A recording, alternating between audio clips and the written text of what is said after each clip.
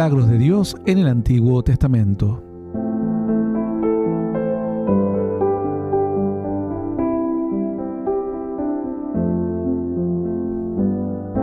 Muy bien, así llegamos a nuestra estación de los milagros de Dios en el Antiguo Testamento. Y hoy, por supuesto, continuaremos con nuestra historia que hemos comenzado hace ya varias visitas a esta estación, varios días, que es la historia de aquel varón llamado Jonás.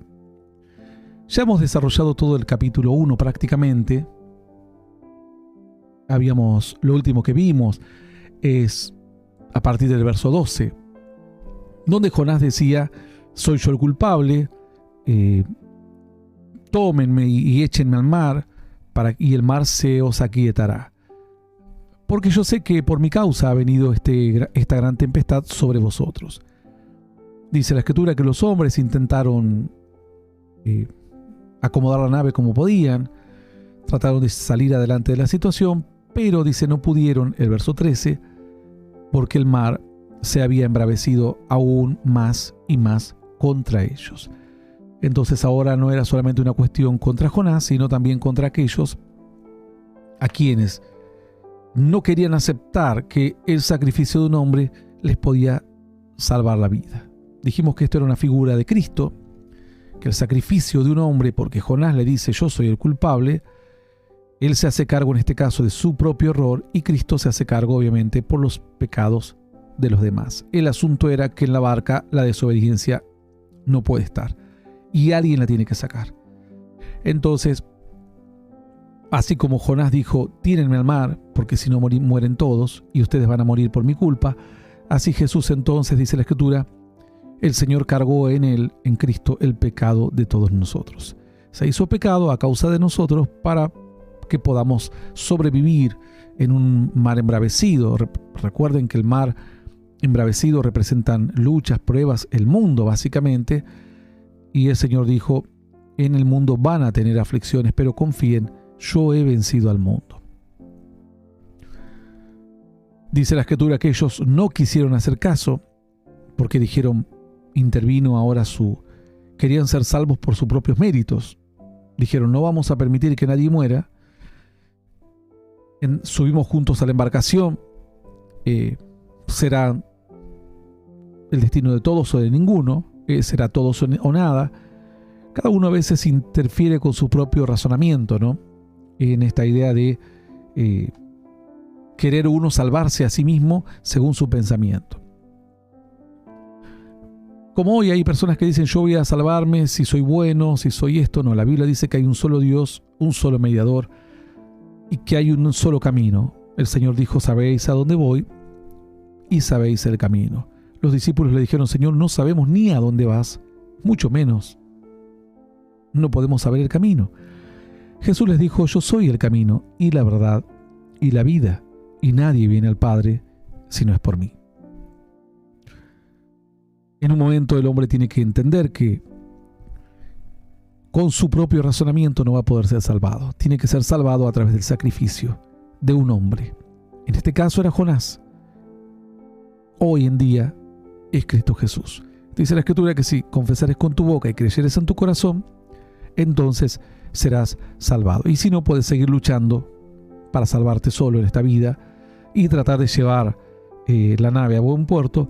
Pero dice el verso 13, aquellos hombres trabajaron para hacer volver la nave a tierra, mas no pudieron, porque el mar se iba embraveciendo más y más contra ellos. Ahora ya Dios no estaba solo enojado con Jonás, ahora estaba enojado con ellos que querían vencer a Dios, porque Jonás les había dicho, yo sirvo al Dios del cielo, del mar y de la tierra, de todo lo que existe, contra el cual no se puede luchar. Y ellos, por querer mantener su propia idea de subir todos juntos a la nave y bajar todos juntos, estaban enojando a Dios. Dice la Escritura entonces que ellos no pudieron llevar la nave a tierra, a buen puerto, y eran marineros, eran expertos, conocían estos caminos como nadie más. ¿Qué espera aquella persona que no conoce esta vida y que trata de salvar su nave, su vida, su casa, sus proyectos, solo con su propia fuerza? lo único que provocás es el efecto opuesto. Hay animales que cuando vos los enfrentás, se asustan y huyen. Hay otros animales que cuando vos no los enfrentás, podés salvarte. Porque aquellos que vos los enfrentás y huyen, son pocos. Hay muchos animales que están acostumbrados a enfrentarse en batalla, y cuanto más los provocas, el animal se ciega y ataca. Por eso está aquella famoso dicho que a veces hay que hacerse el muerto, ¿no? Entonces, en este caso, ellos provocaban más y más con su conducta de querer dominar las olas y dominar la tormenta, que el viento sople más y que las olas se hiciesen más fuertes. ¿Hace cuánto que hombres y mujeres están intentando por ahí luchar y no se dan cuenta que están provocando el efecto opuesto? Cuanto más luchan, peor se pone la cosa. Porque lo que hay que hacer es confiar en Dios y creer que la muerte de un hombre es la que te puede, la que puede salvarte y la que puede calmar las grandes tempestades que estás sufriendo. En diferentes áreas de tu vida, por supuesto. En este caso ya no es Jonás, sino es Jesús mismo. Vamos a seguir con el verso entonces. Dice la Escritura en el versículo 14, dice la palabra: entonces clamaron a Jehová y dijeron: te rogamos ahora, Jehová, que no perezcamos nosotros por la vida de este hombre, ni pongas sobre nosotros la sangre inocente, porque tú, Jehová, has hecho como has querido. Ahora ellos se vuelven a Dios, dejan de luchar y oran a Dios. Orar es hablar con Dios. Si alguien te dice que orar es batir un récord, que tenés que estar 10 horas orando, te están mintiendo. Son personas que te han enseñado mal. La Biblia dice que no hagamos vanas repeticiones. Orar es hablar de corazón con Dios. Más vale una oración de corazón que 1000 repeticiones como un loro, como se dice comúnmente. Después de luchar y ver que nada sucedía, dijeron: ¿por qué no intentamos hablarle a ese Dios? Y decirle: Dios, te rogamos por nuestras vidas y que nosotros no queremos morir por causa de esta desobediencia. No pongas sobre nosotros la sangre inocente, porque lo vamos a tener que tirar al mar, porque tú permitiste que estemos en esta situación. Tú nos empujas a elegir, y Él mismo nos descubrió que si no lo tiramos al mar, todos morimos. Niños se quedarán sin padre, mujeres sin sus maridos, por la culpa de un hombre. Bueno, la Biblia dice que el pecado entró al mundo por un hombre, y asimismo el pecado saldrá del mundo por un hombre. Por Adán, dice que en Adán todos pecamos. Es decir, Adán quedó debilitado en la desobediencia, y nosotros lo comprobamos día a día de cuánto nos cuesta obedecer a Dios. Pero dice también la palabra que así como por un hombre entró la desobediencia, por otro hombre que es Cristo, el postrer Adán, el primero era espíritu, alma viviente, dice la Biblia, más el postrer Adán es espíritu vivificante. El postrer Adán, que es Cristo, por causa de él iba a entrar también la obediencia. Entonces aquí ellos dicen: no queremos perecer, y finalmente entienden que la única forma de ser salvados es con la muerte de una persona. Toda una figura de Cristo, ¿no? La muerte de una persona iba a salvar a todos los que iban en la barca. Dice el verso 15: entonces tomaron a Jonás y lo echaron al mar, y el mar se aquietó de su furor. La Biblia dice que de tal manera amó Dios al mundo, que ha dado a su único Hijo unigénito, para que todo aquel que en él crea no se pierda, mas tenga vida eterna. Es decir, la única forma de apaciguar la desobediencia, el mal y frenar a las fuerzas malignas que se aprovechan de la desobediencia del hombre es echar a Cristo al mundo para que muera. Lo mismo que con Jonás. Por eso digo que la vida de Jonás, este aspecto de la vida de Jonás, es una figura de Cristo. Si no tiraban a Jonás a un mar embravecido, no se aquietaba. Si Jesús no venía como Hijo de Dios y lo tiraban a este mar embravecido que es el mundo, naciones, pueblos y lenguas, dice la Biblia que significa el mar, las dificultades, recuerden que Jesús luego camina sobre el mar, realmente no había forma de que venga salvación y que podamos vivir una vida de esperanza y una vida de gozo. Por eso la gente a veces no entiende cuando dice la Escritura: en los postreros días, dice Dios, derramaré de mi espíritu sobre toda carne. Vuestros hijos, vuestras hijas profetizarán, vuestros ancianos sueños soñarán, vuestros jóvenes visiones verán. Entonces, porque antes era muy difícil que Dios visite a los seres humanos. Era muy poca gente, tenían que vivir una vida de gran consagración para acercarse a Dios o para que Dios les hable, y a veces les hablaba una vez y pasaban 20 años y no les volvía a hablar más. Pero dice Dios que promete que Él va a lograr que el mar se calme y que los seres humanos podamos salir a flote y podamos tener una vida en abundancia. Jesús dijo: yo he venido para que tengan vida y vida en abundancia. Es decir, para calmar las aguas de este mar. Él dijo: yo no oro para que los quites del mundo, porque ellos se tienen que quedar en el mundo. Sí oro para que los libres del mal. Es decir, la muerte de Cristo aplaca las aguas de este mundo, nos da la capacidad a los creyentes de ver las aguas calmas.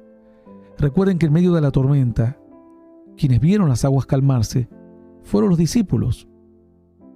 Ellos aprendieron que si su barca sufría tormentas en medio del mar, y si Jesús estaba en su barca, Él iba a apaciguar las aguas.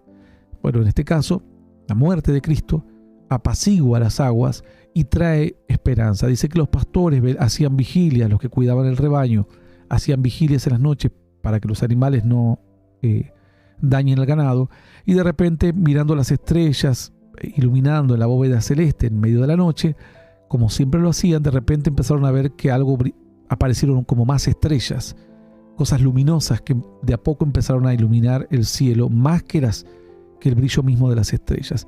Y al final dice que se dieron cuenta que era una hueste de ángeles que empezaron a brillar en la bóveda celeste, allí en las noches, cielos abiertos previos al nacimiento de Cristo. Y dice que los ángeles dijeron: gloria a Dios en las alturas y paz en la tierra a los hombres de buena voluntad, diciendo: os ha nacido en Belén, ¿a quién? Aquel que es Cristo. Es decir, ahora viene la paz a la tierra, porque el hombre solamente había conocido mares embravecidos en una vida en el mundo, y eran los casos de gente bendecida, eran muy pocos. Un Abraham, un David, un Job, eran pocos hombres en miles de años. Ahora estaría disponible la salvación y abierta una comunión con Dios para todos los seres humanos, porque Él calmaría el mar embravecido. ¿Cómo? Enviando a su Hijo aquí a vivir en la tierra y luego a morir, obviamente, por los pecados. Bueno, entonces aquí hay una alusión muy directa a esto. Tomaron a Jonás y lo echaron al mar, y el mar se aquietó de su furor. Verso 16 dice: y temieron aquellos hombres a Jehová con gran temor, y ofrecieron sacrificio a Jehová e hicieron votos. A partir de ese momento, ellos, que tenían diferentes dioses, entendieron que este era el único Dios verdadero y que tenía poder sobre todo lo que existe. Pero Jehová tenía preparado un gran pez que tragase a Jonás, y estuvo Jonás en el vientre del pez 3 días y 3 noches. Jesús mismo dijo, cuando se acercaron y le preguntan: ¿qué señal nos vas a dar de que eres el Hijo de Dios? Él les dijo: a esta generación incrédula y perversa. Es decir, ¿a qué generación? A los seres humanos no, a la generación de los religiosos y fariseos que viven de la gente, la manipulan y no buscan de corazón a Dios, que son irreverentes, faltos de temor de Dios y que ensucian la fe de la gente. No hay señal para ellos. Por eso los falsos profetas inventan las señales. Ellos tienen que inventar las señales porque realmente no hay señales de Dios para ellos. Ellos nunca han visto un endemoniado de verdad ser liberado. Todo lo que ves en las redes sociales es todo mentira. Yo he visto personas totalmente poseídas ser liberadas, como muchos otros siervos de Dios en diferentes partes del mundo. Han visto grandes liberaciones, pero son los siervos verdaderos de Dios. Ahora, para estos falsos no hay sino señales mentirosas. Ahí lo tienen a Freyson tirando todas tribunas, miles de personas. Cuando iba a orar por los enfermos, no sanaba a nadie. Se las tienen que inventar a las señales, porque son parte de una generación incrédula y perversa, porque no creen. Por eso salen a rogarte y a robarte el dinero, porque no creen. Si creen, que oren a Dios. Dios tocará el corazón de la gente que deba tocar para ayudarte en tu ministerio. Dios sabrá Dios sabrá poner en el corazón de las personas aquellos que van a decir, yo voy a ayudar a esta obra porque entiendo que este es un hombre de Dios. Ahora, como no creen, entonces salen a manipularte y pueden estar horas hablándote y mintiéndote que ahora está el pacto, que ahora ungimos con aceite, que trae tu billetera, que abrila, que mostrame si tiene plata, etcétera, etcétera. Porque señales para ellos no hay. Voz de Dios para ellos no hay. Por eso se las inventan. Dice, a mí Dios me mostró que Donald Trump va a ganar otra elección. Y vas a ver cantidad de estos locos que llenan los estadios. Falsos profetas. Pero señales para ellos no hay. Dios dijo, solamente les daré a ustedes la señal de Jonás. Y esta es la señal de Jonás. El Hijo del Hombre estará 3 días y 3 noches en el vientre de la tierra. Morirá por los pecados, para que los que van en la barca se salven. Morirá para los que se subieron a esta barca se salven. Recuerden que la barca es sinónimo de la obediencia. Los que quieren cambiar, los que quieren hacer las cosas bien. Estos hombres, ¿qué pasó cuando empezó el mar a ponerse feo? ¿Qué hicieron estos hombres? Vamos a recordarte porque por ahí algunos se olvidan. Dice que estos hombres trataron de llevar de alguna manera la nave adelante, de salvarla de alguna manera, pero dice que cada uno en un momento empezó a clamar a Dios. Desesperadamente empezaron a pedir a Dios, a sus dioses, cada uno. Dice que clamaba a su Dios, verso 5, ¿no? Vamos a ponerlo en pantalla para que los veas. Y los marineros tuvieron miedo y cada uno clamaba a su Dios. ¿Ven? Entonces, la barca era sinónimo de la fe, de gente que cree, de gente que quiere ser salvada. Recuerden el arca de Noé.